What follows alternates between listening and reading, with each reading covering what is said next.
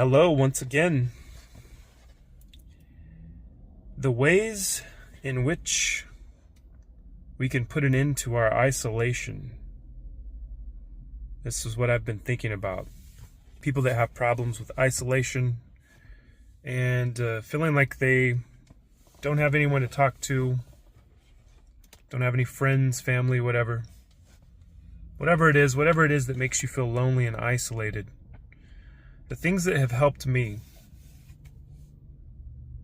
is work, doing work. Simple as that. Go forth, take risks, do work.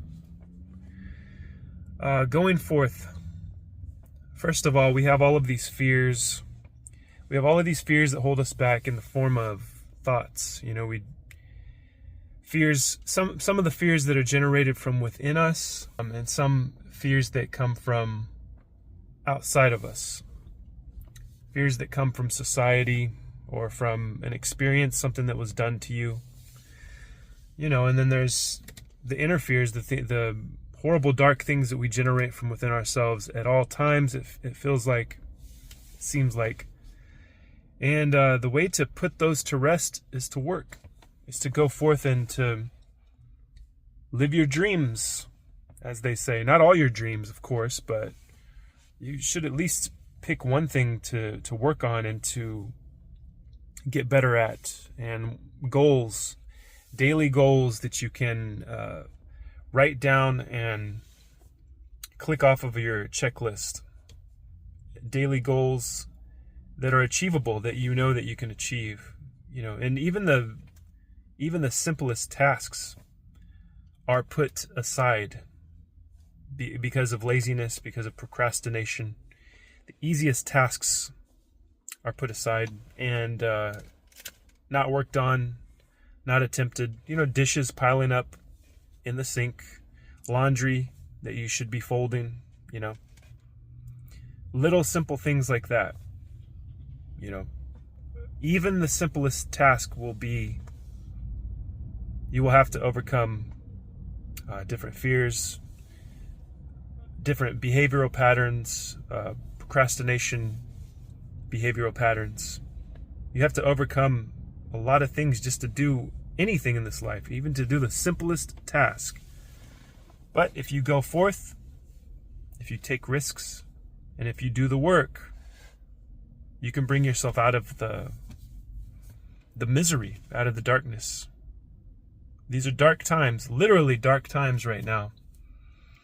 It's the holiday season. I hope you guys all had a happy Thanksgiving, and hope you didn't do too much shopping on Black Friday. I hope you didn't spend all your money.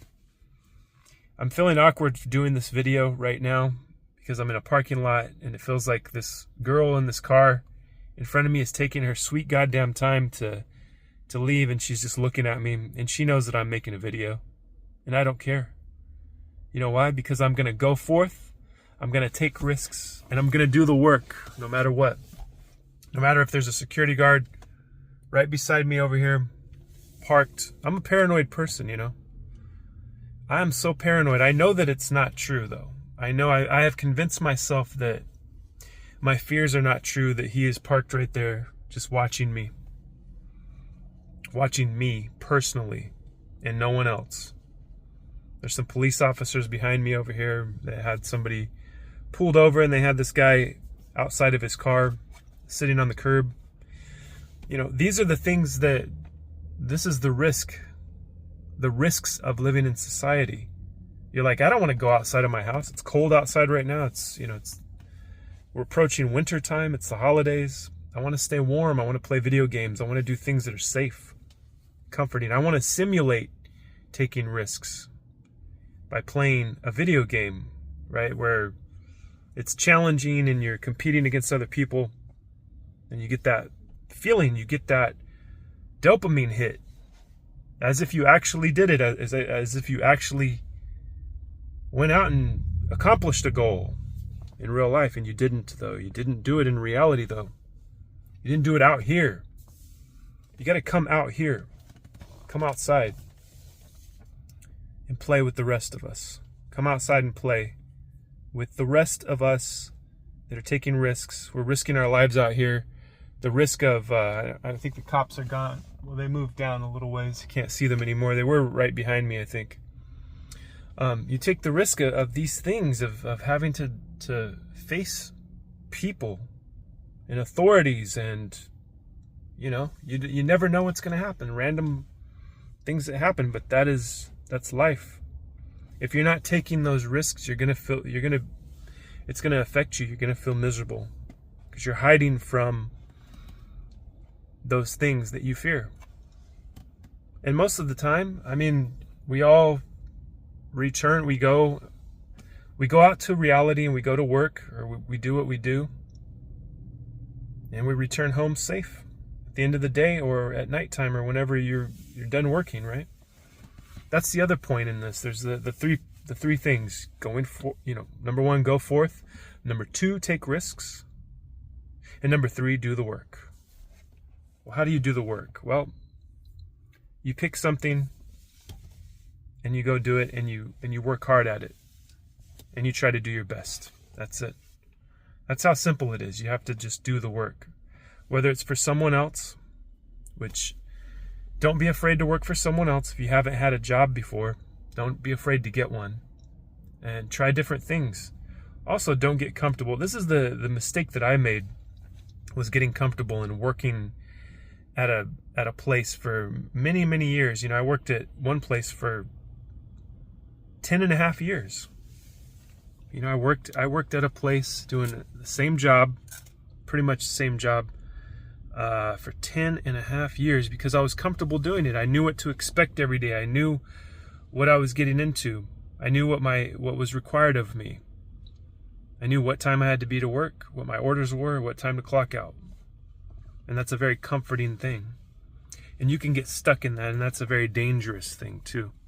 I think if you have those kind of jobs, you want to switch at the very maximum every 3 years. You shouldn't stay at one of these places, like a corporate style job, or if you work at a store of some sort, a retail store, or at a restaurant, or you shouldn't stay at these places more than 3 years unless you are working your way towards, unless you're climbing the ladder, or maybe working towards owning that restaurant or that business or whatever. If not, then you should probably leave and find another job. And that's how you can continue to get paid the same wage as the newer people that come in. If you notice, work at a place long enough, you're making a certain wage, and then a few years go by, and then they hire a brand new person, and they're making the same as you, if not more than you, and you're thinking, this is unfair.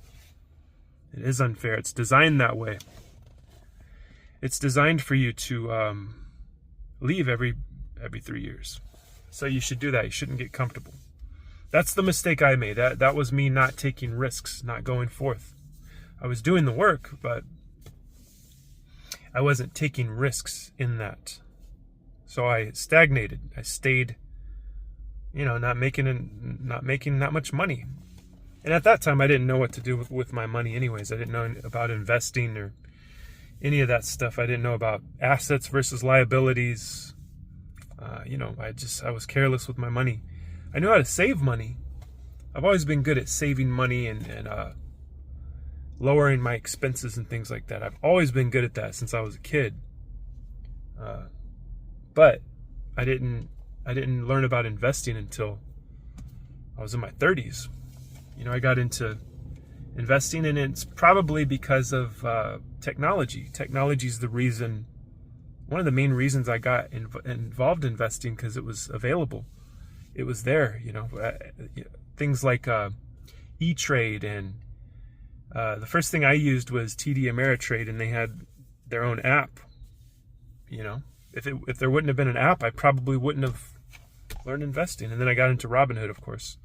But yeah, a lot of things are factors that involve things that are out of your control, like technology and the way society is moving. But you can still do the hard work, adapt to the situation that you are in.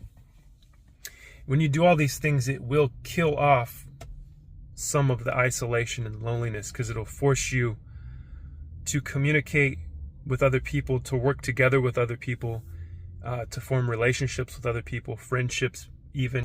You're out there, you're out in the world, and you're communicating and you're working together and you are experiencing life.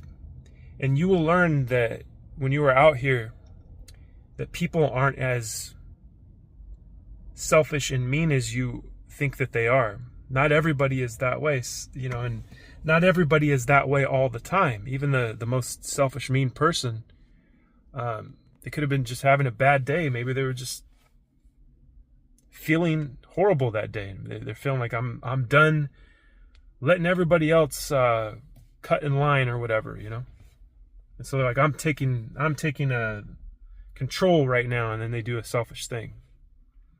But not everybody is that way all the time, and you will learn that when you're out here.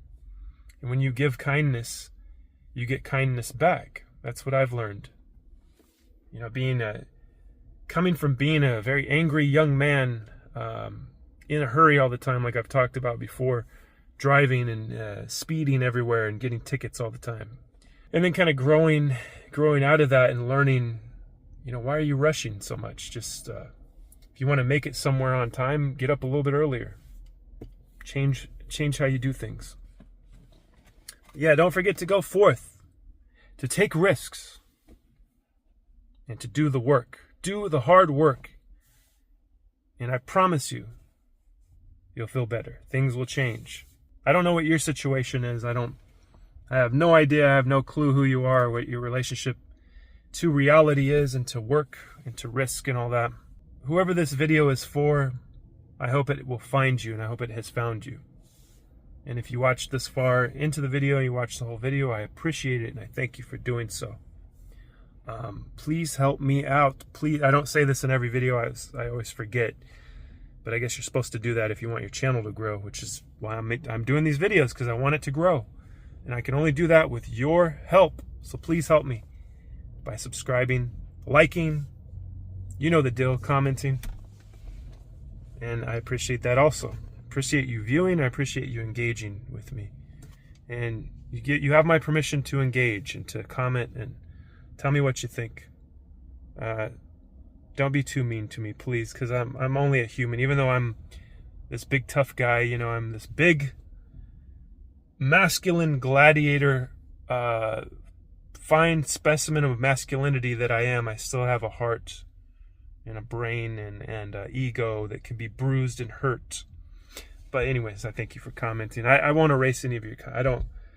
If your comment doesn't get to me, I'm sorry that I didn't see it. Sometimes I don't see comments. But I appreciate your engagement. I would never censor you. Like, I don't care. No matter what you say, I would never censor you. So if you get censored, it wasn't me that did it. It was YouTube's system, algorithm, or whatever.